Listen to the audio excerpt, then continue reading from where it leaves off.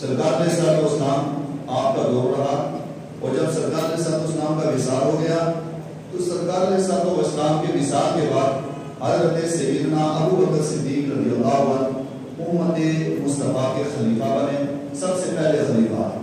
انہوں نے ایک سلسلہ چلایا خلافت کا ایک عرصہ کا، اور آپ کا جو سلسلہ رہا یہ علی منہاج النبوہ رہا، یعنی جیسے سرکار علیہ السلام کا دور تھا تو ویسے ہی ان کا دور بھی رہا۔ انہوں نے اپنے دور کے اندر بھی کوئی خرافات، کوئی اسلام کے خلاف یا ان سب میں سے کوئی بھی خرافات ان کو اپنے دور خلافت کے اندر نہیں لائے۔ علی منہاج النبوہ آپ کا دور گزرا۔ صدیق اکبر رضی اللہ عنہ کے دور کے بعد فاروق اعظم کا دور آیا، وہ بھی علی منہاج النبوہ رہا۔ عثمان غنی کا دور آیا، علی منہاج النبوہ رہا۔ مولا علی کا دور آیا، علی منہاج النبوہ رہا۔ اور حضرت امام حسن رضی اللہ عنہ آپ کا دور آیا 6 ماہ تک، وہ بھی علی منہاج النبوہ رہا۔ اس کے بعد پھر امیر معاویہ کیونکہ پہلے خلافت رہی اور خلافت کا سلسلہ ختم ہوا، پھر بادشاہت شروع ہو گئی، تو بادشاہت کا جو سلسلہ شروع ہوا تو تقریباً 30 سال تک خلافت رہی، اور خلافت کے بعد پھر بادشاہت آئی۔ بادشاہت میں پہلا بادشاہ امیر معاویہ گزرے، اور امیر معاویہ کا جب ہو گیا انتقال، وصال ہوا، تو امیر معاویہ کے وصال کے بعد جب تک ان کا وصال ہوا اس وقت تک جو سلسلہ رہا یہ سلسلہ بہتر رہا۔ اس میں اسلام کے خلاف، مذہب کے خلاف، سرکار علیہ السلام کی ذات کے خلاف، قرآن و حدیث کے خلاف کوئی بھی معاملہ نہیں رہا، علی منہاج النبوہ سلسلہ چلتا رہا۔ لیکن جب امیر معاویہ کا بھی وصال ہو گیا تو اب ہوا یہ کہ امیر معاویہ کا وصال ہوا، تو ان کے وصال کے بعد اب جو کرسی کے اوپر آدمی بیٹھا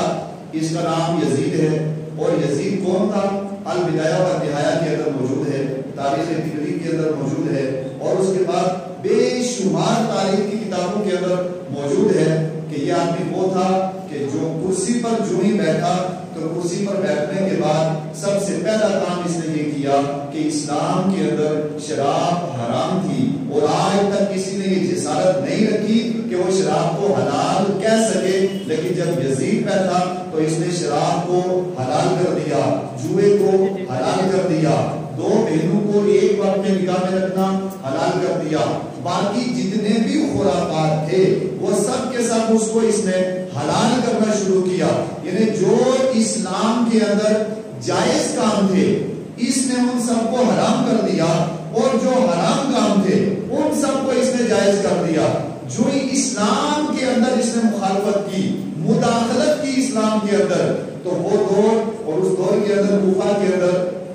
بڑے بڑے لوگ بھی موجود تھے، تو جب اس نے اسلام کے اندر مداخلت کرنا شروع کی تو اس وقت کوفہ والوں نے پکارا کہ کوئی ایک آدمی ہونا چاہیے جو ہماری رہنمائی کرے، جو ہماری رہبری کرے اور یزید کے فتنے سے ہمیں بچائے، یزید کے فساد سے بچائے، اور اسلام کے اوپر جو ایک دھبا پڑ رہا ہے اس کو ختم کرے، اور اسلام کا جو صحیح تصور ہے اور اسلام کا جو صحیح چہرہ ہے کہ جس کو خلفائے راشدین نے پیش کیا ہے، سرکار علیہ السلام نے پیش کیا ہے، اسی سلسلے کو آگے بڑھایا جائے۔ تو اس سلسلے کو دیکھ کر کے اس وقت پھر اہل کوفہ نے، کافی لوگوں نے یہ محسوس کیا کہ اب کس کو کہا جائے، تو پھر سب کی نظر ایک ہی شخصیت پر گئی جس شخصیت کا نام حضرت امام حسین رضی اللہ عنہ ہے۔ تو سب نے حضرت امام حسین رضی اللہ عنہ کی طرف خط لکھا اور ارشاد فرمایا کہ اے حسین آپ کوفہ کے اندر آ جائیے، ہمیں یزید کے فتنے سے بچا دیجیے، ہمیں اسلام کو بچائیے، ہمیں بچائیے، قرآن کو بچائیے۔ تو جو ہی حضرت امام حسین کی بارگاہ میں خط پہنچا تو اس وقت آپ نے ارادہ کر لیا کہ مجھے کوفہ کے اندر پہنچنا ہے۔ ادھر یہ ماحول رہا کوفہ کا جس کی وجہ سے ان لوگوں نے خط لکھا ہے، اور ادھر یزید کا عالم کیا تھا۔ جب یزید کرسی کے اوپر بیٹھا تو یہ کرسی وہ ہے کہ جس کے اوپر انسان بیٹھتا ہے تو بیٹھنے کے بعد کبھی ایسا بھی ہوتا ہے کہ اچھے لوگوں کا ذہن خراب ہو جاتا ہے۔ خراب اس لیے ہوتا ہے کہ اس کے پاس مال بھی آ گیا ہے، اس کے پاس دولت بھی آ گئی ہے، اس کے پاس عزت بھی آ گئی ہے، اس کے پاس شہرت بھی آ گئی ہے۔ اس انسان کو یہ تصور نہیں رہتا میں کل کیا تھا، آج کیا ہوں، آئندہ کیا رہوں گا۔ یہ کرسی ہمیشہ انسان کے ساتھ رہنے والی نہیں ہے، کچھ لمحہ تک رہتی ہے، بعد میں ختم ہو جاتی ہے۔ لیکن اسی کرسی کے اوپر بیٹھ کر کے جو عدل قائم کرتا ہے، جو انصاف قائم کرتا ہے، جو اس کرسی کا بھی خیال رکھتا ہے اور کرسی سے پہلے سب سے پہلے اسلام کا تصور رکھتا ہے، قرآن کو دیکھتا ہے، حدیث کو دیکھتا ہے، اصول و ضوابط کو دیکھتا ہے، اس کے مطابق اس کرسی کو چلاتا ہے، امن قائم کرتا ہے، عدل و انصاف قائم کر دیتا ہے، تو یہ آدمی اتنا سعادت مند ہے جس کے لیے آقا ارشاد فرماتے ہیں کہ جب قیامت کا دن قائم ہوگا تو جو کرسی کے اوپر بیٹھ کر کے عدل و انصاف کرتا رہا، قیامت کے دن اللہ کے عرش کا اس کو سایہ ملتا ہوا نظر آئے گا۔ اب ایک طرف اور لوگ ہیں، ایک طرف یزید ہے، یہ کرسی کے اوپر جو بیٹھا تو بیٹھنے کے بعد سب سے پہلے اس نے خط لکھا، جتنے بھی ممالک تھے سب کے بڑے بڑے لوگوں کی طرف خطوط لکھے، اور ان خطوط کے اندر لکھا امیر معاویہ کا انتقال ہو گیا اور میں اب حاکم بن چکا ہوں، میں کرسی پر آ چکا ہوں، سارے لوگ میری حکومت قبول کر لیں، میری بیعت قبول کر لیں۔ اس نے ایک خط مدینے کے گورنر کی طرف لکھا، مدینے کے گورنر ولید ابن عقبہ تھا، ولید ابن عقبہ کی طرف یزید نے خط لکھا، اس خط کے اندر یہ لکھا کہ آپ ولید ابن عقبہ آپ حسین کو بلاؤ، ان سے میری بیعت لے لو، ان سے یہ کہہ دو کہ میری بیعت قبول کر لیں، اگر قبول کر لیتے تو ٹھیک ہے، نہیں تو ان کو گرفتار کر دیا جائے۔ ادھر ولید ابن عقبہ اس نے مروان ابن حکم کو اپنے پاس بلایا، اور مروان ابن حکم وہ ہے جس کے لیے آقا نے ایک بار ارشاد فرمایا بھیڑیے کا بچہ بھیڑیا ہوا کرتا ہے، گدھے کا بچہ گدھا ہوا کرتا ہے، اور انسان کا بچہ انسان ہوتا ہے، جس کے اندر انسانیت ہوتی ہے اس کا بچہ بھی انسانیت کی بات کرتا ہے، اور جس کے ذہن کے اندر خباثت ہو پھر آگے بھی خباثت بھی منتقل ہوا کرتی ہے، یہ خود بھی خبیث تھا، اس نے خباثت بھی کی بات کی ہے۔ اب ولید ابن عقبہ کو بلایا، مروان ابن حکم کے پاس میں پہنچا تو مروان ابن حکم نے ولید سے یہ کہا کہ آپ حسین کو بلا لو، اور حسین کو بلانے کے بعد ان سے کہہ دو کہ یہ بیعت کر لیں، اگر بیعت کر لیتے تو ٹھیک ہے، اور اگر بیعت نہیں کرتے تو ان کا سر قلم کر دیا جائے۔ اچھا آدمی ہمیشہ اچھا مشورہ دیا کرتا ہے، اور برا آدمی جس کے ذہن میں خباثت ہو وہ ہمیشہ بری ہی بات کیا کرتا ہے۔ بہرحال اب امام حسین رضی اللہ عنہ کو بلایا گیا، امام حسین رضی اللہ عنہ آپ نے اپنے ساتھ چند رفقا کو لیا، چند اپنے احباب کو لیا، اور لینے کے بعد سیدھا ولید ابن عقبہ کے پاس پہنچ گئے، اندر جو بھی پہنچے اپنے ساتھیوں کو باہر رکھا اور فرمایا کہ آپ باہر رہو، میں اندر جا رہا ہوں، میں خود بات چیت کروں گا، آپ اگر بحث ہو جائے، کوئی معاملے میں بحث ہو جائے، آواز بلند ہو جائے تو اے میرے ساتھیوں تم سب کے ساتھ اندر آ جانا، ورنہ آپ اندر نہیں آنا، میں اکیلا ان سے مقابلہ کرنے کے لیے کافی ہوں۔ اب امام حسین رضی اللہ عنہ ولید ابن عقبہ کے پاس اندر پہنچے، یہ مدینے کا گورنر تھا، اس کے پاس جو اندر پہنچے تو ولید ابن عقبہ نے پوری بات دہرائی اور کہا کہ امیر معاویہ کا انتقال ہو گیا اور یہ خط میرے پاس آیا ہے، یزید کی طرف سے آیا ہے، اور یزید نے نام لکھا ہے آپ کا، اور آپ کے لیے کہا ہے کہ آپ بیعت کر لیں، اب آپ بتاؤ آپ کا کیا مشورہ ہے، آپ کیا کہنا چاہتے ہو؟ تو امام حسین رضی اللہ عنہ آپ نے ارشاد فرمایا وہ آدمی نہیں ہوں جو تمہارے پیسے پہ بک جاؤ، مال پہ بک جاؤ، دولت پہ بک جاؤ، اگر آپ مجھ سے واقعی بیعت لینا چاہتے ہو تو پھر میدان کے اندر آپ بھی آ جاؤ، میدان کے اندر ہم بھی آ جائیں گے، آپ بھی اعلانیہ طور پہ اعلان کر دو اور یزید کی بیعت کے تعلق سے لوگوں کو کہہ دو، ہم میدان کے اندر آ جاؤ، اور جو فیصلہ ہے وہ چار دیواری کے اندر چھپ کر کے نہیں ہوگا، علل اعلان اس کا فیصلہ ہوگا، حق پر کون ہے اور باطل کون ہے۔ نعرہ تکبیر، نعرہ رسالت، نعرہ حیدری، حسینیت حسینیت،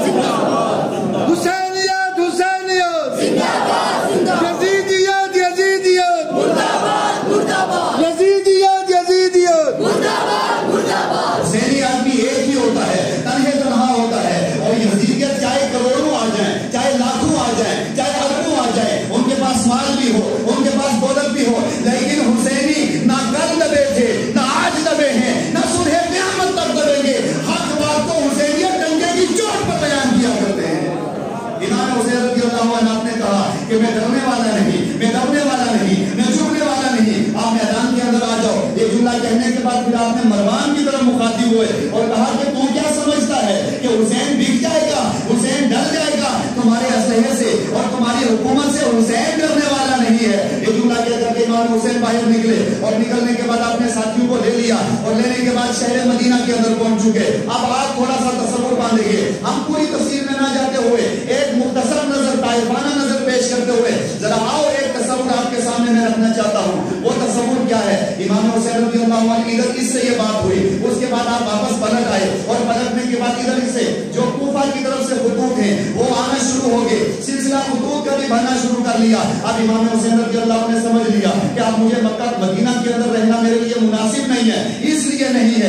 لوگ میرے مخالف ہو چکے ہیں, میرے دشمن ہو چکے ہیں. امام حسین کو پہلے ہی پتا چل چکا, اب میرے یہ خون کے پیاسے ہو چکے. اس وقت حضرت امام حسین رضی اللہ عنہ آپ بارگاہ مصطفیٰ کے اندر پہنچتے ہیں. ذرا مسلمان بھائیوں سینے پہ ہاتھ رکھ کر کے اس تصور کو لے کر کے جانا اور ایک تصور باندھو. حضرت امام حسین رضی اللہ عنہ بارگاہ مصطفیٰ کے اندر حاضر ہوئے, روضہ رسول پر حاضر ہوتے ہیں اور حاضر ہونے کے بعد عرض کرنے لگے, یا رسول اللہ صلی اللہ علیہ وسلم, میں وہ حسین ہوں کہ جس کی خاطر یا رسول اللہ آپ اپنے سجدے کو لمبا کر دیا کرتے تھے. یا رسول اللہ, میں وہ حسین ہوں کہ جس کی خاطر اگر میں گھر میں رو جایا کرتا تھا تو آپ فوراً تشریف لاتے تھے اور فرماتے تھے, یا فاطمہ حسین کو نہ رونے دیا کرو, اس لیے کہ جب حسین روتا ہے خدا کا عرش کام جایا کرتا ہے. یا فاطمہ حسین کو نہ رونے دیا کرو, جب حسین روتا ہے تو اس کے رونے کی وجہ سے مجھے اذیت ہوتی ہے. یا رسول اللہ, میں نے بچپنا مدینے کے اندر گزارا ہے, میں نے جوانی مدینے کے اندر گزاری ہے, میں نے آنکھیں کھولی ہیں تو مدینے کے اندر, میں صبح و شام مدینے کے اندر رہتا ہوں, لیکن یا رسول اللہ آج میرے اوپر وہ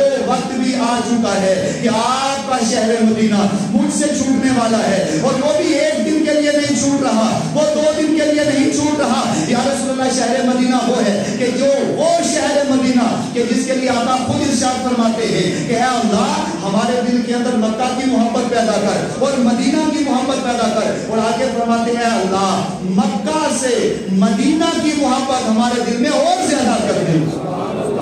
امام حسین کہہ رہے, یا رسول اللہ یہ شہر مقدس آپ کا مجھ سے چھوٹ رہا ہے, اور وہ بھی ایک دن کے لیے نہیں چھوٹ رہا, 1 سال کے لیے نہیں چھوٹ رہا. بیچ میں رک کر کے ایک مثال دوں گا. جیسے آپ منڈی کے اندر یہاں رہتے ہیں, آپ نے عرصہ یہاں گزار دیا ہے اپنے معاشرے کے اندر, قبیلے کے اندر, جب آپ اپنا وطن چھوڑتے ہیں تو بولو مسلمان بھائیوں آپ کے دلوں کے اوپر کیا گزرتی ہوگی. اپنے دوست احباب شہر چھوڑے انسان تو اس کے دل پر کیا ہوتی ہے, اور پھر سارے شہروں میں, سارے بازاروں میں, ساری جگہوں میں اگر سب سے افضل کوئی جگہ ہے تو اس جگہ کا نام شہر مدینہ ہے, اس جگہ کا نام مدینہ شریف ہے, سب سے افضل جگہ مدینہ ہے. اور مدینہ کے لیے انسان جب جاتا ہے عمرے کے اوپر صرف 15 دن کے لیے جاتا ہے, صرف 7 دن کے لیے جاتا ہے, جب وہ واپس پلٹ کر کے آتا ہے تو اس کی کیفیت کیا ہوگی. اور ایک طرف امام حسین رضی اللہ عنہ ہے, آپ کی کیفیت کیا ہوگی کہ آپ نے ساری زندگی مدینے ہی کے اندر گزاری. بارگاہ مصطفیٰ میں عرض کرتے ہیں, یا رسول اللہ آپ کا شہر مجھ سے چھوٹ رہا ہے, اور وہ بھی ہمیشہ ہمیش کے لیے چھوٹ رہا ہے.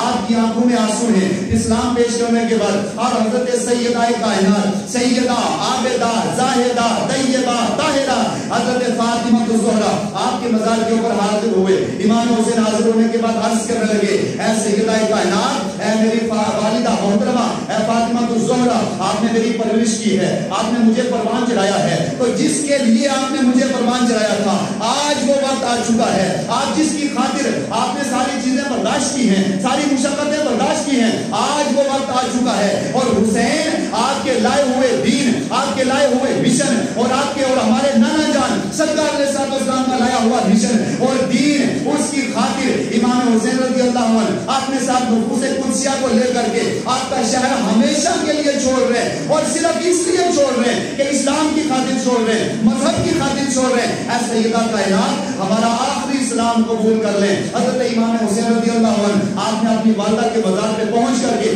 آخری اسلام پیش کیا, اور آخری اسلام پیش کرنے کے بعد وہاں ایک جملہ کہا تھا جس کو شاعر اپنی زبان میں کہتا ہے. امام حسین نے یہ جواب دیا تھا کہ مجھے جانا پڑے گا عظمت اسلام کی خاطر, خدا کے دین کی خاطر, نبی کے نام کی خاطر.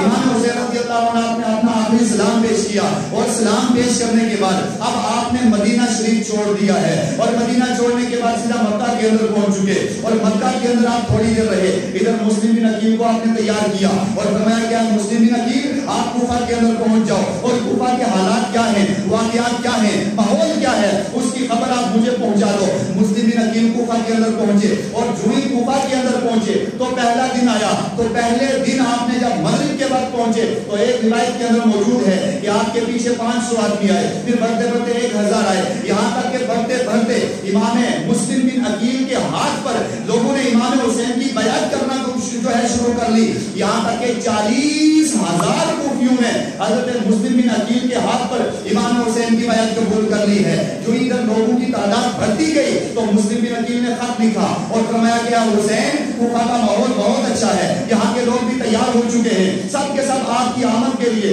منتظر ہیں, آپ کوفہ کے اندر پہنچ جائیے. ادھر حضرت مسلم بن عقیل کا خط امام حسین رضی اللہ عنہ کو پہنچا تو حضرت امام حسین نے وہ خط پڑھا. خط پڑھنے کے بعد کہا کہ آپ کو مجھے ہر حال میں جانا پڑے گا. کئی صحابہ کرام سامنے آئے اور انہوں نے کہا کہ امام حسین آپ کوفہ کے اندر ہرگز نہ جاؤ, کیونکہ آپ کو پتا ہے مولا علی کے ساتھ کیا ہوا ہے. ان کوفہ والوں نے مولا علی کے ساتھ کیا کیا وہ بھی آپ کو پتا ہے, آپ کے جو ہے بھائی حضرت امام حسن کے ساتھ کیا کیا وہ بھی آپ کو پتا ہے, باقی لوگوں کے ساتھ کیا کیا وہ بھی آپ کو پتا ہے. تب امام حسین رضی اللہ عنہ نے کہا کہ مسلم بن عقیل کا خط میرے پاس پہنچ چکا ہے, اب تو مجھے ہر حال میں جانا پڑے گا. بہرحال حضرت امام حسین رضی اللہ عنہ آپ مکہ کے اندر پہنچے ہیں, پھر مکہ سے آپ نے اپنا سفر شروع کیا. آپ کوفہ کے اندر سنیے کیا ہوتا ہے. مسلم بن عقیل آپ لوگوں کے ہاتھ میں بیعت کر رہے ہیں, یہاں تک یہ سلسلہ بڑھنا شروع ہو گیا, لوگ دن بہ دن آپ کی بیعت قبول کر رہے ہیں. اور کوفہ کے گورنر نعمان بن بشیر ہیں, یہ صحابی رسول ہیں, جلیل القدر صحابی رسول ہیں, نعمان بن بشیر. ادھر نعمان بن بشیر کو بھی پتا چلا تو نعمان بن بشیر منبر رسول پہ کھڑے ہوئے اور انہوں نے تقریر کی, اور تقریر کے اندر یہ کہا اے مسلم بن عقیل آپ یہاں آئے ہیں, بالکل ہمارے ساتھ آپ ہوئے ہیں, ہم آپ کے ساتھ ہیں, آپ کے ساتھ جان دینے کے لیے بھی تیار ہیں, لیکن یہ لوگ کوفہ والے ہیں, یہ لوگ کیا کرنے والے ہیں, حالات کیا ہیں, کب چینج ہو جائیں گے اس کا ہمیں بھی علم نہیں ہے. لہٰذا آپ جو کام کر رہے ہیں بالکل کرتے رہیں, لیکن ہم بھی آپ کے ساتھ ہیں, لیکن یہ لوگ آپ کے ساتھ بے وفائی کریں گے. اور ہوا یہ کہ اسی مجمع کے اندر ایک آدمی بیٹھا ہوا تھا جس کا نام عبداللہ تھا, اس نے حضرت نعمان بن بشیر کی تقریر سنی. تو نعمان بن بشیر کی تقریر سننے کے بعد اب وہ منافق تھا, وہ خبیث تھا, وہ مردود تھا. اس نے جو تقریر سنی نعمان بن بشیر کی تو اتنے میں وہ باہر نکلا, نکلنے کے بعد وہیں بیٹھ کر کے خط لکھ دیا, خط لکھا اور وہ خط یزید کی طرف لکھا اور اس خط کے اندر لکھا یزید کو کہا اے یزید تجھے پتا نہیں ہے کہ اس وقت اب کوفہ کی حکومت جانے والی ہے, تیرا تختہ پلٹنے والا ہے, اس لیے کہ مسلم بن عقیل بھی آ چکے ہیں اور سارے کے سارے لوگ جو ہیں وہ حضرت امام حسین کی بیعت کر رہے ہیں, اس وقت تجھے موقع ہے ورنہ یہ حکومت تجھ سے چلی جائے گی. تو جو یزید کے پاس یہ خط پہنچا, اس خبیث آدمی کا, اس منافق آدمی کا جو خط پہنچا, تو اس وقت یزید نے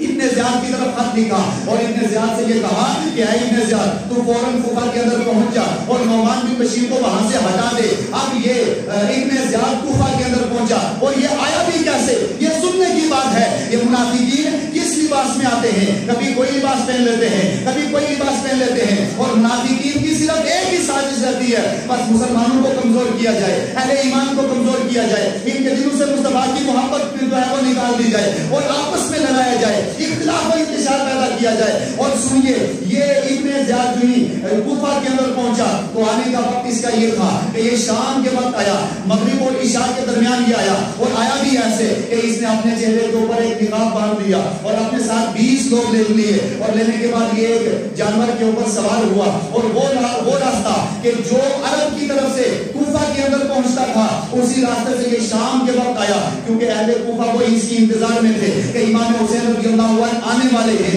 اب شام کے وقت ابن زیاد آیا, اس نے دوسرا لباس پہنا اور پہننے کے بعد فوراً کوفہ کے اندر داخل ہوا. سارے لوگ سامنے آ گئے اور وہ نعرے لگانے لگے, لبیک حسین کہنے لگے, یا حسین کہنے لگے. سارے لوگ خوش ہو گئے کہ امام حسین آ چکے ہیں. ایک آدمی مجمع سے بولا اور وہ کہنے لگا زیادہ خوش ہونے کی ضرورت بھی نہیں ہے, ذرا تھوڑا آگے بڑھ کے دیکھو کہ یہ آنے والے امام حسین ہیں یا کوئی اور آدمی ہے. جو آگے بڑھ کے دیکھا, ایک آدمی نے دیکھا تو دیکھا کہ امام حسین نہیں تھے, وہ ابن زیاد تھا کہ جو اس لباس کے اندر لوگوں کو دھوکہ دینے کے لیے آیا ہوا تھا. جو ہی لوگوں نے ابن زیاد کو دیکھا سارے لوگ ہکے بکے رہ گئے, سارے پریشان ہو گئے, یہاں تک کہ سب کے سب لوگ اٹھے, رات کے وقت اپنے گھروں کے اندر چلے گئے. رات کا وقت گزر چکا, اب جب صبح کا وقت ہوا تو صبح کے وقت ابن زیاد نے سارے لوگوں کو جمع کیا اور جمع کرنے کے بعد یہ کہا خبردار یہاں کوئی حسین کا نام لے, حسینیت خبردار یہاں پہ کوئی کرے, خبردار یہاں کوئی اہل بیت کا نام لے.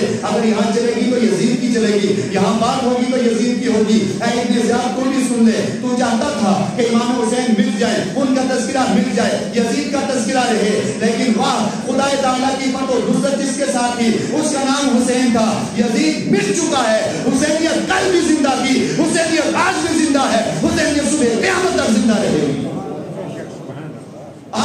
جو یہ خط پہنچا یزید جو ہے ابن زیاد نے لوگوں کو جمع کیا اور جمع کرنے کے بعد یہ بات کی تو اس وقت سارے لوگ پریشان ہو گئے یہاں تک کہ اٹھ کے نکل گئے. اب ابن زیاد نے کیا کیا ایک اور منافق کو تیار کیا اور اس کو کچھ پیسہ دیا. یہ وہ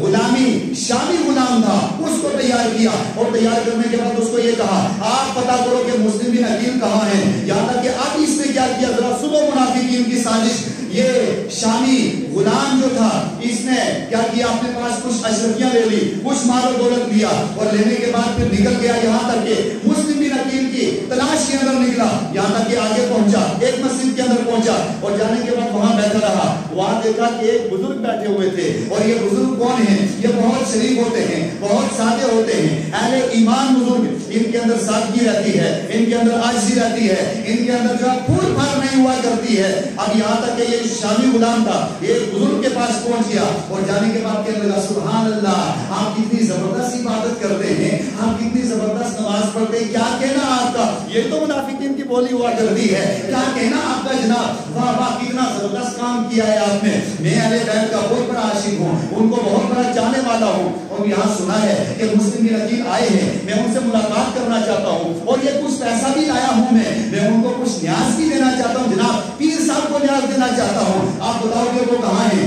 تو اس وقت بزرگ کہنے لگے کہ تمہیں صرف مجھے ہی کیوں پوچھا اتنے لوگ ہیں کسی اور کو تمہیں کیوں نہیں پوچھا. تو اس وقت وہ کہنے لگا منافق کہنے لگا شامی غلام کہنے لگا کہ میں نے اس لیے آپ کو پوچھا کہ ماشاءاللہ آپ کے چہرے پر بھی بڑی روحانیت ہے آپ ماشاءاللہ بہت دیندار لگتے ہیں اس لیے میں نے آپ سے پوچھا ہے. آپ کو بزرگ اس بات کو سمجھ نہیں پائے انہوں نے کہا اچھا ٹھیک ہے آؤ میں آپ کو بتاتا ہوں کہ مسلم بن عقیل کہاں ہے. آپ ان بزرگوں نے اس کو لے لیا شامی غلام کو اور لینے کے بعد سیدھا مسلم بن عقیل کے پاس پہنچا دیا ہے. اب مسلم بن عقیل کے پاس جو یہ پہنچا تو یہ کرتا کیا تھا سب سے پہلے صبح کے وقت مسلم بن عقیل کے پاس آتا اور آنے کے بعد رات شام تک سب کے آخر تک مسلم بن عقیل کے پاس بیٹھا رہتا ان سے بات کرتا اور یہ جو بات کہتے یہ ساری باتیں اٹھاتا اور اٹھانے کے بعد ابن زیاد کو جا کر کے بتاتا تھا اور ابن زیاد کیا کہتا ہے کیا منصوبہ ہے وہ بھی ذہن میں رکھتا ادھر کی ساری رپورٹ ادھر جا کر کے بتاتا رہا. کچھ عرصہ گزر گیا بتاتا رہا آخر میں ابن زیاد جو تھا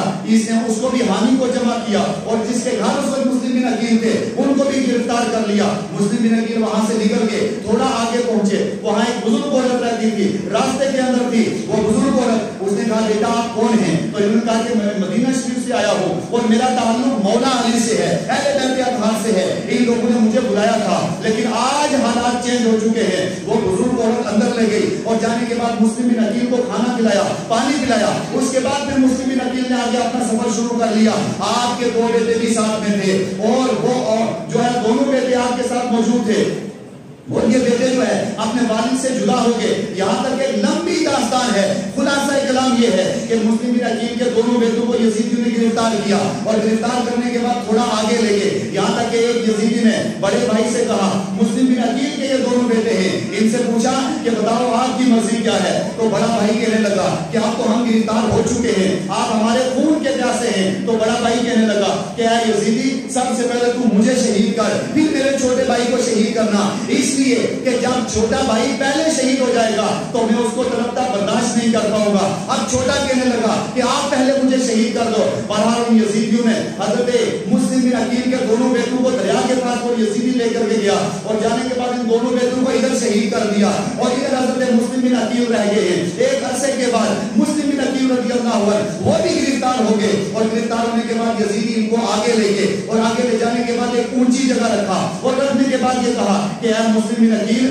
آج بھی آپ کے پاس وقت ہے کہ آپ اپنا ہاتھ دے دو یزید سے آپ بیعت کر لو تو آپ کو چھوڑ دیا جائے گا. تو اس وقت بھی حضرت مسلم بن عقیل تنہا ہے. آپ نے اس وقت بھی یہی جواب دیا کہ یہ سر جا تو سکتا ہے لیکن یزید فاسق اور فاجر کہ جو دین اسلام کے اندر مداخلت کر رہا ہے ہم ہرگز اس کی بیعت کرنے کے لیے تیار نہیں ہیں اپنا ہاتھ دینے کے لیے تیار نہیں ہیں. اپنی جان تو دے سکتے ہیں مگر اپنا ہاتھ نہیں دے سکتے. جب یہ جواب سنا تو اس وقت یزیدی مسلم بن عقیل کو ایک اونچی جگہ لے گئے بہت اونچی جگہ لے گئے اور وہاں سے لے جا کر کے حضرت مسلم بن عقیل کو اونچی جگہ سے نیچے گرایا اور گرانے کے بعد ان کو شہید کر دیا. اب یہ بھی شہید ہو چکے ہیں اور ادھر امام حسین رضی اللہ عنہ آپ نے اپنا سفر شروع کیا یہاں تک کہ آپ مکہ کے اندر پہنچے اور مکہ سے پھر آپ نے اپنا رخ کوفہ کی طرف طرف کر لیا ہے، یہاں کر کے کہا کہ اے حسین اب آپ کو یہیں پہ رکنا ہے، یہاں سے آگے نہیں جانا۔ تو حضرت امام حسین رضی اللہ عنہ آپ نے اپنے ساتھیوں سے پوچھا کہ بتائیے اس جگہ کا نام کیا ہے؟ تو سارے ساتھیوں نے کہا کہ اے حسین اس کا نام کربلا ہے۔ تو امام حسین رضی اللہ عنہ آپ اپنے گھوڑے سے زمین کے اوپر تشریف لے آئے، اور تشریف لانے کے بعد آپ نے ارشاد فرمایا ھذا کرب و بلاء، اسی کا نام کربلا ہے اور اسی جگہ پہ مجھے ٹھہرنا ہے۔ اب امام حسین رضی اللہ عنہ آپ کوفہ کے اندر اس کربلا مقام کے اوپر ٹھہر چکے، اور ٹھہرنے کے بعد تھوڑا عرصہ آپ نے وہاں پہ گزارا۔ جب تھوڑا عرصہ گزر چکا تو اتنے میں آپ کے پاس عمرو ابن سعد آ گیا، اور عمرو ابن سعد وہ ہے کہ جس کو ابن زیاد نے تیار کیا، اور عمرو ابن سعد یہ اس وقت ایران کے اندر جانا چاہتا تھا، ایران کو فتح کرنا چاہتا تھا، لیکن جو ہی امام حسین کوفہ کے اندر پہنچے ابن زیاد کو پتہ چل گیا تو عمرو ابن سعد اس نے اپنے ساتھ ایک فوج تیار کی، اور وہ فوج کوئی 2-4 آدمی نہیں تھے بلکہ 22,000 کا لشکر اس نے تیار کیا ہوا تھا، ایران کے اندر جا رہا تھا۔ ابن زیاد نے جو ہی کہا کہ عمرو ابن سعد اب تجھے ایران کے اندر نہیں جانا، سب سے پہلے حسین سے مقابلہ کرنا ہے۔ اس وقت عمرو ابن سعد یہ تھوڑی دیر سوچنے لگا اور کہنے لگا کہ اے ابن زیاد مجھے تھوڑی دیر کے لیے موقع دے دے، میں سوچ لیتا ہوں میں نے کرنا کیا ہے۔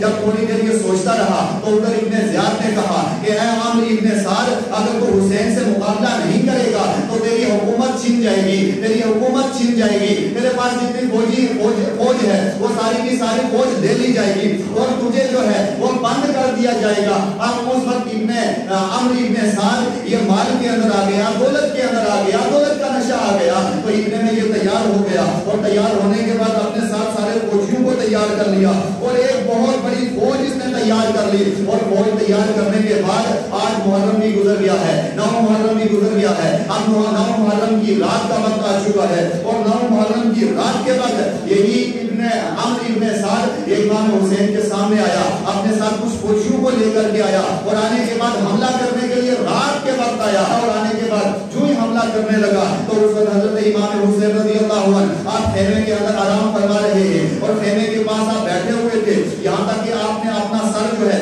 وہ ہاتھ کے اوپر رکھ کر کے ایسے سر نیچے جھکایا ہوا تھا، اور اتنے میں آپ کو نیند آ گئی، اور ادھر امام حسین رضی اللہ عنہ آپ نیند میں خواب میں آپ خواب دیکھ رہے ہیں، اور ادھر یہ عمرو ابن سعد جو ہی سامنے آیا، اور آنے کے بعد فوجیوں کو لے کر کے آیا، فوجیوں نے حملہ مچانا شروع کر لیا کہ چلو جلدی کرو، جلدی حملہ کرو۔ اتنا ہی کہنا تھا کہ سیدہ زینب رضی اللہ عنہا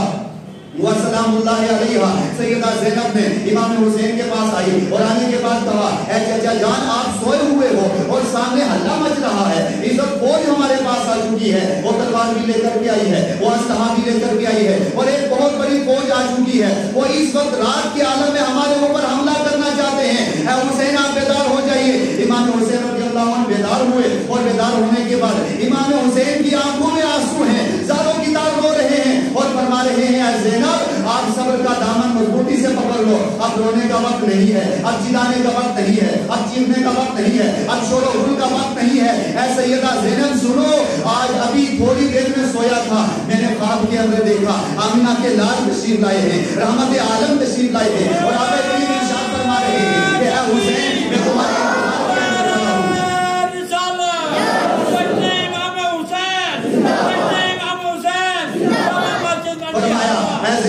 میں نے ابھی سرکار اسلام کو خواب میں دیکھا ہے، آقا کریم تشریف لائے ہیں، اور آقا کریم ارشاد فرما رہے ہیں کہ اے حسین مولا علی تمہارے انتظار کے اندر کھڑے ہیں، اے حسین دیکھو فاطمہ الزہرا تمہارے انتظار کے اندر کھڑی ہے، اے حسین دیکھو میں محمد اعظم صلی اللہ تعالی علیہ وسلم تمہاری انتظار کے اندر کھڑا ہوں۔ اے حسین صبر کا دامن مضبوطی سے تھام کر کے رکھنا، صبر اور استقامت رکھنا۔ سرکار نے امام حسین کو دعا دی ہے، اور دعا دینے کے بعد ادھر امام حسین بیدار ہو گئے، آپ نے خواب بتائی تو خیمے والے سارے رونے لگے، سب کی آنکھوں میں آنسو آ گئے۔ اس وقت امام حسین نے کہا نہیں، شور و غل نہیں کرنا ہے، صبر کا دامن مضبوطی سے پکڑ کر کے رکھنا ہے۔ اب امام حسین رضی اللہ عنہ آپ جو ہے اپنے خیمے کے باہر آئے، تلوار ہاتھ میں لی، اور تلوار لینے کے بعد فرمایا کہ اے کوفہ والو تم اس وقت مجھ سے مقابلہ کرنا چاہتے ہو، آج رات کے لیے ہم آپ سے مہلت مانگتے ہیں، آج رات کو ہمیں اتنی مہلت دے دو کہ ہم بیٹھ کر کے اللہ اللہ کر لیں، اللہ کی عبادت کر لیں، سجدہ کر لیں، قرآن کریم کی तिलावत कर, पूरी रात अल्लाह की इबादत कर रहे हैं, तस्बीह और तहलील कर रहे हैं, अल्लाह अल्लाह कर रहे हैं। जो ही आपने अल्लाह अल्लाह करना शुरू किया और तस्बीह पढ़ना शुरू की, और तस्बीह पढ़ने के बाद अब इमाम हुसैन रज़ी अल्लाहु अन्हु, आपने रात का वक्त गुजरा, आधी रात गुजरी है, आधी रात के वक्त हज़रत इमाम हुसैन रज़ी अल्लाहु अन्हु आपने 72 नफूस कुदसिया को जमा किया। आपके साथ तकरीबन 82 अफराद थे, सबको इमाम हुसैन ने जमा किया, और जमा करने के बाद एक तकरीर की। उस तकरीर के अंदर ये कहा, ऐ मेरे साथ आने वालों, आपने मक्का मेरे साथ छोड़ा है, मदीना मेरे साथ छोड़ा है, अपना इलाका मेरे साथ छोड़ा है, सब कुछ छोड़ करके आज कूफा के अंदर आप आए हो, मेरे साथ आए हो, मेरी वजह से आए हो। आज मुझे पता चल चुका है ये जितने यजीदी हैं वो सब मेरे खून के प्यासे हैं, और मेरा खून जब तक नहीं लेंगे तब तक ये जो है खामोशी से नहीं बैठेंगे। लिहाजा आप ऐसा करो, सारे के सारे इब्ने अकील की औलाद, अली की औलाद, जाफर की औलाद, और उसके बाद सबके आपने नाम पुकारे, और नाम पुकारने के बाद और सबके नाम लिए, और लेने के बाद इरशाद फरमाया कि तुम सब के सब इस वक्त रात का आलम है, कोई देख नहीं रहा है, अंधेरा छाया हुआ है, सन्नाटा छाया हुआ है, कोई दुनिया का आदमी नहीं देख रहा है, सब के सब सोए हुए हैं। आपने इमाम हुसैन ने चिराग भी बंद कर दिया। चिराग बुझाने के बाद फरमाया, मेरे साथ मदीना से आने वालों, मक्का से आने वालों, तुम सब के साथ मक्का के अंदर वापस चले जाओ, रात ही के आलम में निकल जाओ, अपनी जानों को बचा लो। जो इमाम हुसैन ने ये जुमला कहा तो उस वक्त सबसे पहले मुस्लिम खड़े हुए। ये मुस्लिम वो हैं जो इमाम हुसैन के साथ मक्का से चले थे, मदीना से चले थे, यहाँ तक कि कूफा और फिर करबला के अंदर पहुंचे। सबसे पहले मुस्लिम खड़े हुए, और खड़े होने के बाद उन्होंने तकरीर की और फरमाया, हुसैन अब मरेंगे तो आपके साथ, जिएंगे तो आपके साथ, जो आपके साथ होगा वही हमारे साथ होगा, हम आपका साथ हरगिज़ छोड़ने के लिए तैयार नहीं है। इतने में अब ये बैठ गए, और इसके बाद फिर साद इब्ने अब्दुल्ला, इनका जुमला तारीखी जुमला है, आज इनका जुमला सुन करके जाओ, अपनी तख्ती दिल की तख्ती पर बंद करके जाओ, इस जुमले को लेकर के जाओ। साद इब्ने अब्दुल्ला कहने लगे, वो खड़े हुए और तकरीर की तकरीर में कहा, ऐ हुसैन हम अब आपका साथ छोड़ने के लिए तैयार नहीं है। ऐ हुसैन मैं एक साद इब्ने अब्दुल्ला हूँ, अगर खुदावंदे कुद्दूस मुझे आपके कदमों में शहादत का मकाम अता कर दे, मैं शहीद हो जाऊं, उसके बाद फिर जिंदा कर दिया जाऊं और कह दिया जाए हुसैन के साथ खड़े हो जाओ, ऐ इमाम हुसैन मैं दोबारा आपके साथ खड़ा हूँगा, यहाँ तक कि फिर शहीद हो जाऊंगा, फिर उसके बाद जिंदा होऊंगा, फिर शहीद होऊंगा। अगर 70 बार मुझे दुनिया के अंदर भेज दिया जाए, और दुनिया एक तरफ हो, ताकत एक तरफ हो, कुव्वत एक तरफ हो, माल एक तरफ हो, दौलत एक तरफ हो, और एक तरफ आपकी जात हो, तो सब पर ठोकर मार करके आपके कदमों के अंदर मरने के लिए तैयार हो। नारा तकबीर, नारा रिसालत, नारा हैदरी, हुसैनियत, हुसैनियत, यजीदियत, यजीदियत।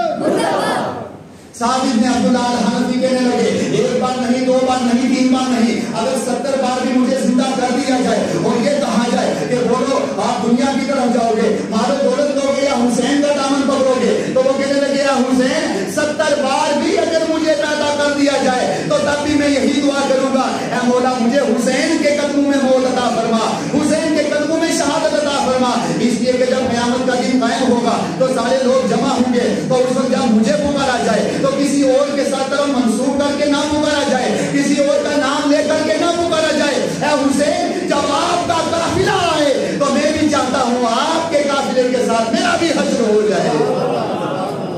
अब ये सईद इब्ने अब्दुल्ला इन्होंने ये जुमला कहा, और उसके बाद फिर ज़मीर खड़े हो गए, उन्होंने भी यही जुमला कहा। अब बहरहाल जितने भी नफूसे कुदसिया थे आपके साथ जो है 72 नफूसे कुदसिया ये जो शहीद हुए, सब ने बैत वक्त एक ही जुमला कहा था, हुसैन मरेंगे तो आपके साथ, हुसैन जिएंगे तो आपके साथ, जो आपके साथ होगा वही हमारे साथ होगा। लिहाजा इमाम हुसैन रज़ी अल्लाहु अन्हु आपने रात गुजार दी है, अल्लाह अल्लाह करते गुजारी है, इबादत के अंदर गुजारी है, तक़वा और तहारत के अंदर गुजारी है, ज़िक्र और ज़िक्र के अंदर रात गुजारी। जब सुबह का वक्त हुआ तो सुबह के वक्त इमाम हुसैन ने नमाज पढ़ाई, और नमाज पढ़ाने के बाद अब ये वो सुबह नमूदार हुई है। ये कौन सी सुबह है? एक हमारे लिए भी सुबह होती है, एक आपके लिए भी सुबह होती है। हर इंसान ये खुशी के अंदर सुबह बेदार होता है, जनाब मैं नए मकान के अंदर जाऊंगा, आज फलां ड्यूटी के ऊपर हाजिर हो जाऊंगा, या फलां जगह जाऊंगा, आज मुझे फलां जगह से माल मिलेगा, फलां जगह से दौलत मिलेगी, फलां जगह से शोहरत मिलेगी, फलां जगह से ये मिलेगा, वो मिलेगा। मेरे इस्लामी भाइयों, एक मेरी और आपका दिन है, एक मेरी और आपकी सुबह है, और एक इमाम हुसैन रज़ी अल्लाहु अन्हु की सुबह है। इमाम हुसैन वो है, आपके सामने करबला का मैदान भी सामने है, और आपको भी ये इसके اس چیز کا علم ہے اب میں نے شہید ہونا ہے. امام حسین رضی اللہ عنہ آپ صبح کے وقت آئے اور آنے کے بعد سب سے پہلے آپ نے ایک تقریر کی. اس تقریر کے اندر سارے لوگوں کو جمع کیا اور جمع کرنے کے بعد آپ نے کہا اے یزید جو تم نے مجھے بلایا تھا اور یہاں لے کر کے آئے تھے, اب میرے 3 مطالبے ہیں. سب سے پہلا میرا مطالبہ یہ ہے آپ مجھے یزید کے پاس لے جاؤ, میں ذرا اس سے بات کرنا چاہتا ہوں. اگر آپ اس کے پاس نہیں لے جانا چاہتے تو پھر مجھے ایسا کرو, میں مدینہ سے آیا ہوں, مجھے واپس مدینہ کی طرف جانے دو. اگر مدینہ بھی نہیں جانے دیتے تو پھر مجھے چھوڑ دو, میں کوفہ کے جو ہے اپنے جو جنگلات ہیں اس کے اندر چلا جاؤں گا اور وہیں اللہ اللہ کرتا رہوں گا, اللہ کی عبادت کرتا رہوں گا, مجھے چھوڑ دو. اس وقت سب سے پہلے شرک سامنے آیا. یہ بدبخت وہ تھا جو اہل بیت اطہار کا دشمن ہے, اہل بیت اطہار سے بغض رکھنے والا ہے, اہل بیت سے اناد رکھنے والا ہے, اہل بیت سے تعصب رکھنے والا ہے. ابن زیاد کو کہا تو ابن زیاد قدر حال مان تو گیا لیکن شبر نہ مانا. شبر نے ابن زیاد سے کہا اے ابن زیاد تو یہ کیا کر رہا ہے, اگر تو حسین کو اس وقت چھوڑ دے گا اور حسین نکل جائیں گے تو آگے جا کر کے اپنی فوج تیار کر لیں گے اور وہ ساری فوج آ کر کے جو ہے کوفہ کو ختم کر دے گی, یزیدی حکومت کو ختم کر دے گی. لہٰذا ان کو چھوڑا نہ جائے, اس جگہ سے باہر نہ جانے دیا جائے, انہیں یہیں رکھ کر کے مجبور کر دیا جائے کہ یا تو یزید کی بیعت قبول کر لیں اور یا میدان کے لیے آ جائیں. اب اس کے بعد ابن زیاد, پہلے اس کا ارادہ کچھ اور تھا لیکن بعد میں کچھ اور ارادہ ہو گیا. اب یہ ابن زیاد جو تھا اور اس کے بعد شمر جو تھا, ان دونوں نے مل کر کے امام حسین کو مجبور کیا. اب ابن سعد کو کہا کہ تیرے ساتھ جو 22,000 کی فوج ہے اس فوج کو لے کر کے نکل آؤ اور آنے کے بعد امام حسین سے مقابلہ کرو. اب ذرا بیچ میں رک کر کے ایک جملے کی طرف آپ کی توجہ لانا چاہتا ہوں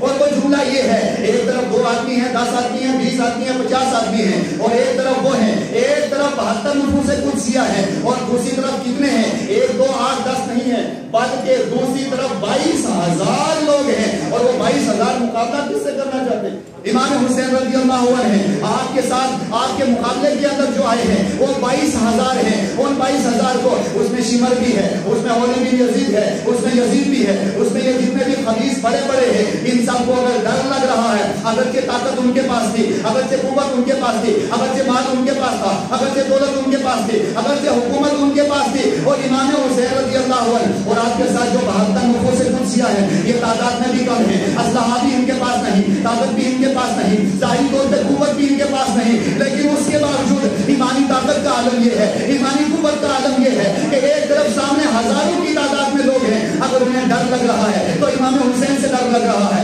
علی اصغر سے ڈر لگ رہا ہے, علی اکبر سے ڈر رہے ہیں. اگرچہ امام حسین رضی اللہ عنہ اور آپ کی تعداد اگرچہ کم ہے لیکن یزیدیت کے اندر ایسا حلہ برپا کر دیا اور ایسا دبدبہ قائم کر دیا ہے کہ ان سب کو کسی اور کا ڈر نہیں ہے. امام حسین رضی اللہ عنہ سے ڈرتے ہوئے نظر آ رہے ہیں. اب ابن سعد نے ساری فوج سے کہا کہ تم سب کے سب جلدی تیار ہو جاؤ اور اپنے ساتھ سارے لوگوں کو تیار کر لو, اب ہم نے امام حسین سے مقابلہ کرنا ہے. اب امام حسین رضی اللہ عنہ آپ نے جب سمجھ لیا کہ اب مقابلے کا وقت آ چکا ہے, سورج بھی نکل چکا ہے, سورج کی کرن بھی آ چکی ہے, تو اس وقت امام حسین رضی اللہ عنہ میدان کے اندر آئے اور آنے کے بعد آپ نے ساتھ میں تلوار لی اور تلوار لینے کے بعد آپ نے تقریر شروع کی اور تقریر کے اندر یہ کہا کہ مجھے پہچانو, میں کون ہوں, میں وہ حسین ابن علی ہوں کہ جس کی خاطر سرکار علیہ الصلوۃ والسلام اپنے سجدے کو لمبا کر دیا کرتے تھے. میں وہ حسین ہوں کہ جس کے لیے فاطمہ الزہرا سلام اللہ علیہا اللہ کی بارگاہ میں دعا کرتی تھی تو میرے لیے جنت سے لباس آ جایا کرتا تھا. میں وہ حسین ہوں,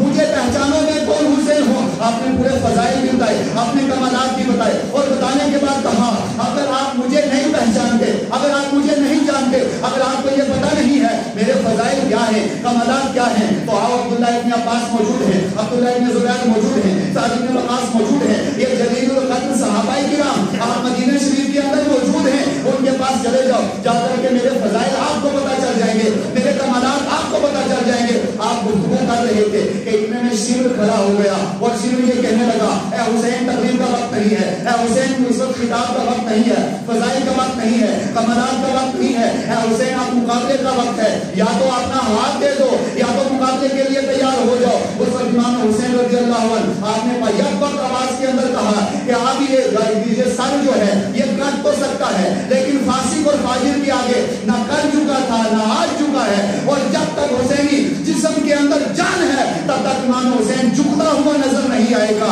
حق بات کو ڈنکے کی چوٹ پر بیان کرے گا, سچ کو بیان کرے گا, اور یزید کی بیعت کے لیے ہرگز امام حسین تیار نہیں ہے. آپ نے یہ جملہ کہا تو کہنے کے بعد یزیدیوں کو پتہ چل گیا ہے کہ امام حسین مقابلے کے لیے تیار ہیں لیکن وہ بیعت نہیں کرنا چاہتے.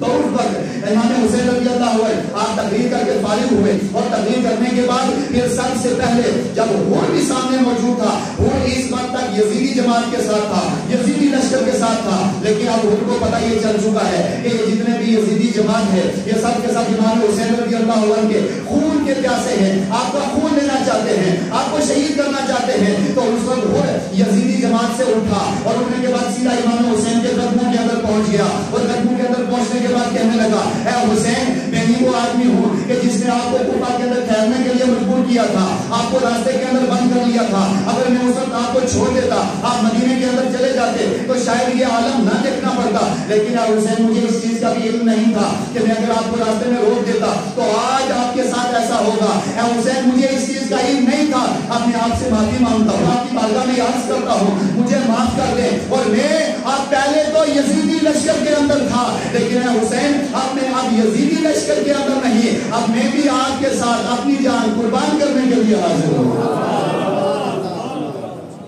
بہرحال اب وہ بھی سامنے آ گیا. امام حسین رضی اللہ عنہ کے قدموں کے اندر پہنچ گیا. جو امام حسین کے قدموں کے اندر پہنچتا ہے تو ادھر سب سے پہلے عامر ابن سعد میدان کے اندر آیا اور اس نے یسار کو بھیجا اور بھیجنے کے بعد اس کو اپنا تلوار لے کر کے بھیجا اور اس کے بعد اسلحہ لے کر کے بھیجا اور کہا کہ جاؤ اور جانے کے بعد سب سے پہلے امام حسین کے اوپر حملہ کر دو. اب حسین پر سب سے پہلے جس نے حملہ کیا ہے وہ یزیدی جماعت تھی. یزیدی جماعت نے سب سے پہلے حسین کے اوپر حملہ کیا، ان کے اوپر تیر چلایا. جو ان کے اوپر تیر چلایا تو اس وقت امام حسین رضی اللہ عنہ آپ کی بارگاہ میں مکہ اور مدینہ سے آنے والے ایک آدمی ہے جس کا نام عبداللہ ہے. یہ روایت سننے کے لیے ہے، آپ سنیں گے آپ کا ایمان بھی تازہ ہوگا. امام حسین رضی اللہ عنہ کی بارگاہ میں عبداللہ آئے اور آنے کے بعد یہ کہنے لگے کہ اے حسین مجھے اجازت دے دو. امام حسین نے پوچھا آپ کون ہیں؟ وہ کہنے لگے میرا نام عبداللہ ہے، میں مکہ سے آیا ہوں، انصار سے میرا تعلق ہے، میں مکہ سے آپ کے ساتھ آیا ہوں اور میں بھی آپ کے ساتھ شہادت کا جان نوش کرنا چاہتا ہوں اور سب سے پہلے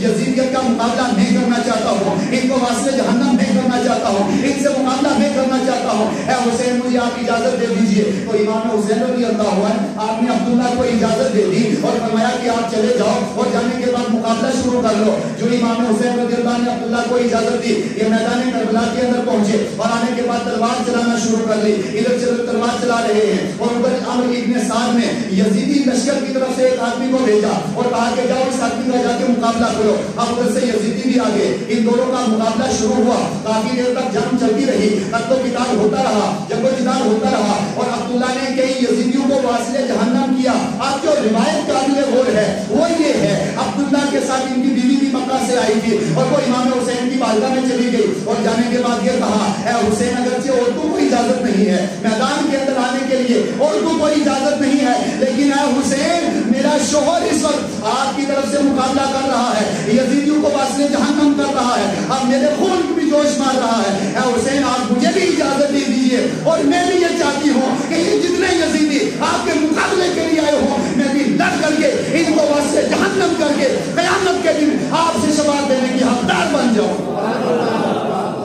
یہ عورت کا جذبہ تھا. عورت کہنے لگی ہے حسین مجھے اجازت دے دیجئے. امام حسین نے کہا عورتوں کے لیے منع ہے، عورتیں مقابلے کے لیے نہیں آ سکتی. عورت نے دوبارہ اصرار کیا اور دوسری روایت کے اندر موجود ہے امام حسین نے منع کر دیا. وہ عورت آ کر کے ایک جگہ بیٹھ گئی، اپنے شوہر کا دیکھ رہی ہے کہ میرا شوہر کیسے مقابلہ کر رہا ہے اور کس طریقے سے یزیدیوں کو واصل جہنم کر رہا ہے. یہاں تک کہ تھوڑی دیر اور گزری، اس کا شوہر عبداللہ اس کے اوپر یزیدیوں نے چاروں طرف سے جب حملہ کیا، اب عبداللہ جو ہے وہ اپنے جانور کے اوپر سے زمین کے اوپر آگے کافی زخم لگ گئے، ان کو وہ برداشت نہ کر سکے. اس وقت عبداللہ جو ہے وہ بے ہوش ہو گئے اور اس کے بعد ان کے جسم سے جان نکل گئی. ان کے لاشیں کو اٹھایا گیا اور اٹھانے کے بعد خیمے کے اندر لائے. امام حسین کے خیمے کے اندر جو لاشیں کو لائے، اب عبداللہ کی بیوی کہ جو تمنا کر رہی تھی کہ میں بھی میدان کے اندر جانا چاہتی ہوں اور میں بھی یزیدیوں سے مقابلہ کر کے ان کو واصل جہنم کرنا چاہتی ہوں، اسی بیوی نے انہیں عبداللہ کی جو بیوی ہے اس نے عبداللہ کے کو ہے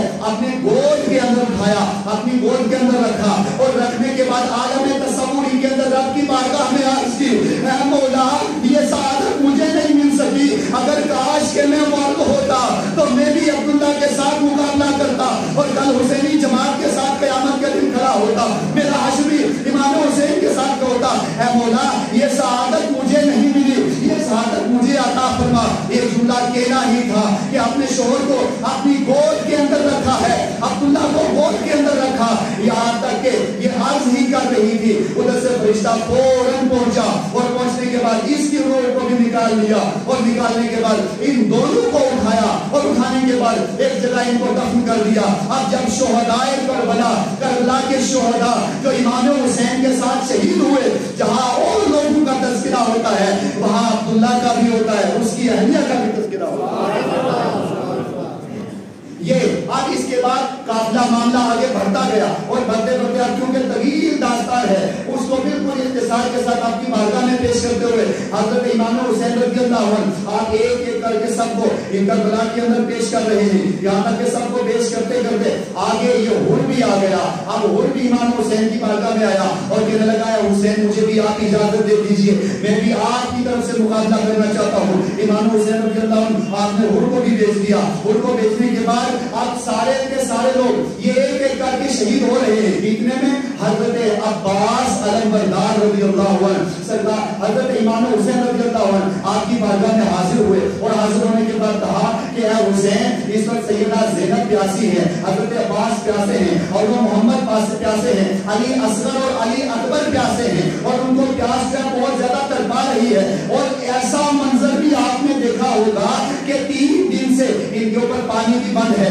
نہر فرات پاس میں موجود ہے لیکن پانی بند کر دیا۔ اب یہ شہادت کا آخری منظر آپ کی بارگاہ میں پیش کریں گے کیونکہ بے شمار شہادتیں ہیں۔ اب آؤ حضرت عباس علمبردار کی شہادت کا منظر سن لیں۔ حضرت عباس علمبردار امام حسین کی بارگاہ میں حاضر ہوئے اور فرمایا کہ امام علی مقام رضی اللہ عنہ مجھے آپ اجازت دے دیجیے، میں بھی شہادت کا مقام حاصل کرنا چاہتا ہوں۔ امام حسین نے پہلے تو منع کر دیا اور کہا کہ آپ رک جائیں، لیکن بعد میں جب دوبارہ ہی انہوں نے اصرار کیا اس وقت امام حسین رضی اللہ عنہ آپ نے حضرت عباس علمبردار کو اجازت دے دی اور فرمایا کہ اب آپ بھی میدان کے اندر چلے جاؤ۔ حضرت عباس علمبردار آپ نے اپنے پاس ایک مشکیزہ لیا اور مشکیزہ لینے کے بعد آپ گھوڑے کے اوپر سوار ہوئے اور سوار ہونے کے بعد سیدھا نہر فرات کی طرف کے جو نہر فرات کے پاس پہنچے۔ یزیدیوں نے دیکھ لیا ہے اور یزیدی 1-2 نہیں ہیں بلکہ وہ 22,000 کا لشکر ہے اور ادھر امام حسین آپ کے ساتھ بھاگتا نفوس قدسیہ ہے۔ انہوں نے جو ہی دیکھ لیا کہ عباس علمبردار جو ہے نہر فرات کی طرف جا رہے ہیں، اب اگر نہر فرات کے اندر یہ پہنچ گئے اور مشکیزہ پانی کا بھر لیا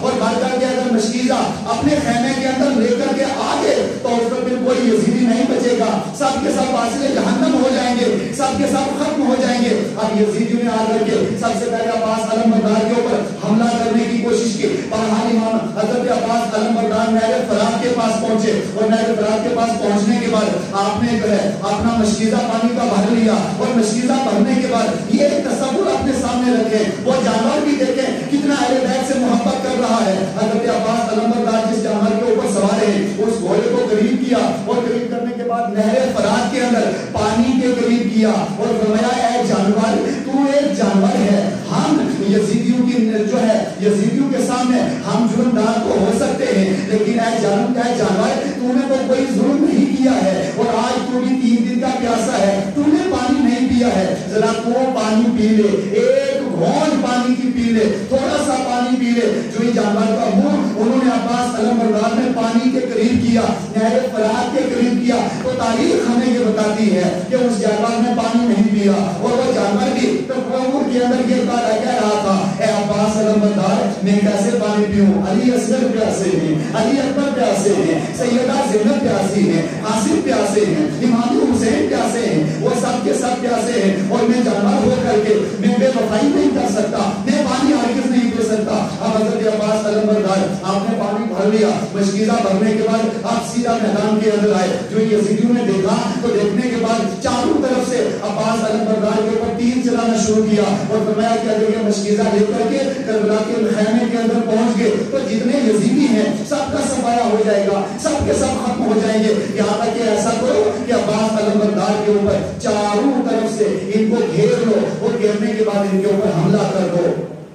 جو عباس علمبردار کو چاروں طرف سے گھیرا گیا اور گھیرنے کے بعد آپ کے اوپر حملہ کرنا شروع کیا تو آپ کا ہاتھ بھی شہید ہو گیا, آپ کے پاؤں بھی شہید ہو گئے, آپ کے جسم کے اوپر جو ہے تیر لگ رہے ہیں, یہاں تک کہ جب آپ سخت شہید ہو گئے تو آپ اپنے ہاتھ میں تلوار بھی لی ہے اور ادھر جھنڈا بھی لیا ہے, علم بھی لیا ہے, اور لینے کے بعد مقابلہ مسلسل کر رہے ہیں, یہاں تک کہ ایک یزیدی سامنے آیا اور چاروں طرف سے عباس علمبردار کو گھیرا اور گھیرنے کے بعد ایک یزیدی نے عباس علمبردار کا جو مشکیزہ تھا انہوں نے اپنے منہ کے اندر پکڑا ہوا تھا, اپنے دانتوں سے پکڑا ہوا تھا, یزیدی نے مشکیزے کے اوپر حملہ کیا, جو ہی تیر آ کر کے مشکیزے کے اوپر لگا اب وہ مشکیزہ ٹوٹ گیا اور سارا پانی مشکیزے سے گر گیا, جو ہی مشکیزے سے پانی گرا حضرت عباس کی آنکھوں میں آنسو آ گیا, یہاں تک کہ آپ کے اوپر اتنا وار کیا گیا, اتنے آپ کے اوپر حملے کیے گئے کہ آپ حضرت عباس علمبردار برداشت نہیں کر سکے, آپ گھوڑے سے زمین کے اوپر تشریف لے آئے اور فرمایا حسین میری مدد فرما دے.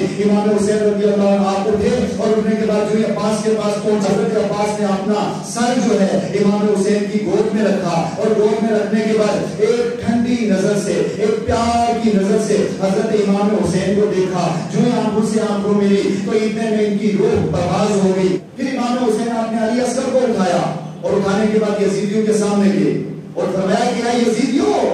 ہم آپ کی نظر میں جرمدار تو ہو سکتے ہیں, علی اصغر نے کیا جرم کیا ہے, علی اکبر نے کیا جرم کیا ہے, ایک پانی کا گھونٹ ایک قطرہ ان کے منہ کے اندر ڈال دو, یہ جملہ کیا نہ تھا. ایک یزیدی سامنے آیا اور اس نے آ کر کے علی اصغر کی گردن کے اوپر حلق کے اوپر وار کیا اور علی اصغر رضی اللہ عنہ کو شہید کر دیا. اب امام حسین علی اصغر کو لے کر خیمے کے اندر پہنچے تو سیدہ زینب نے اور باقی جتنی بھی خواتین اسلام اہل بیت کی تھی سب نے پوچھا کہ کیا علی اصغر نے پانی پی لیا, تو اس امام حسین کہنے لگے نہیں, علی اصغر نے پانی تو نہیں پیا لیکن جامع کوثر کے مالک بن کر کے آئے. پھر علی اصغر کے آپ نے جو ہے علی اصغر کا جسم ہاتھ میں لے کر کے بلند کیا اور بلند کرنے کے بعد کہنے لگے اے مولا یہ ایک علی اصغر ہے, اگر تو ہزاروں علی اصغر بھی مجھے عطا کرے گا تو حسین ہزاروں علی اصغر کو ایک ایک کر کے سب کو تیری راہ میں قربان کرنے کے لیے بولا.